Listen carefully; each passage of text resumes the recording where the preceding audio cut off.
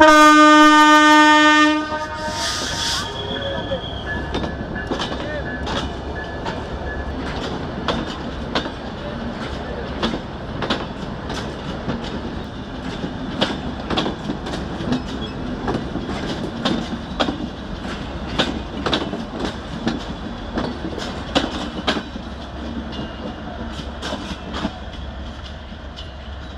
তো হচ্ছে ইতিহাস সাক্ষী করছে, এটা একটা ইতিহাস হয়ে থাকবে যে এত অল্প সময় আমরা খুলনা থেকে ঢাকা যাচ্ছি।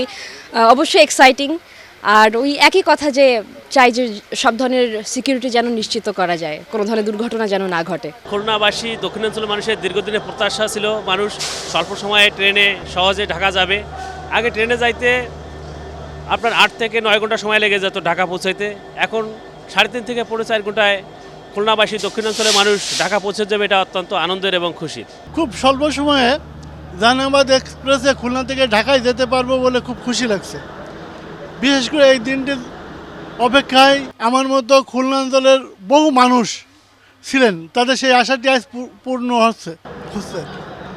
আর এছাড়া এই ট্রেনের মাধ্যমে রাজধানী ঢাকার সঙ্গে খুলনাবাসীর যাতায়াতের যে দূরত্ব ছিল সেইটাও অনেকাংশে কমে যাবে, অর্ধেকে নেমে আসবে।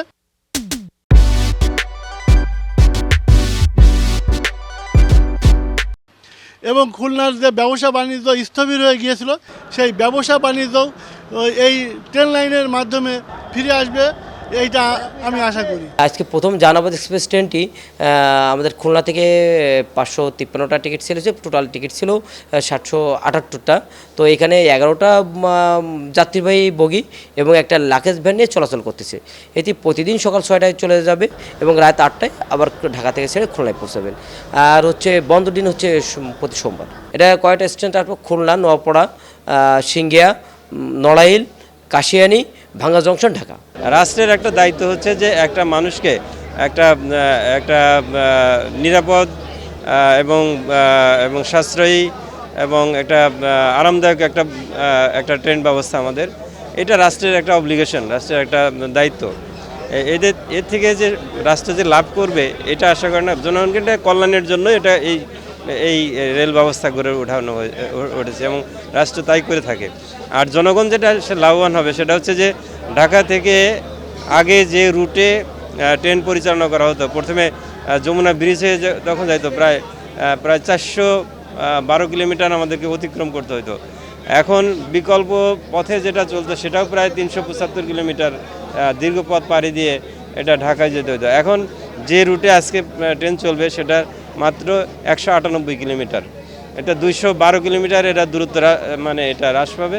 এবং ভ্রমণ সময় যদি আমরা পূর্বের তুলনায় একদম প্রথম যে রুটে ট্রেন চলতো সেটার সাথে তুলনা করলে প্রায় আমাদের 6.5 ঘন্টা একটা ভ্রমণ সময় হ্রাস পাবে। এতে করে মানুষের যে সময় কর্মঘণ্টা একটা সাশ্রয় হবে।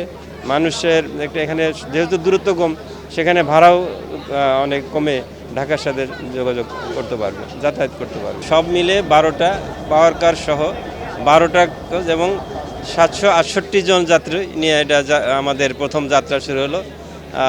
এটা আমরা মনে করি যে একটা ভালো একটা আমাদের সাড়া পেয়েছি। তো আপনারা জানেন জিনিসপত্রের দাম সবসময় বাড়ে, তো ভাড়া আসলে সে কমানোর কোনো এরকম না।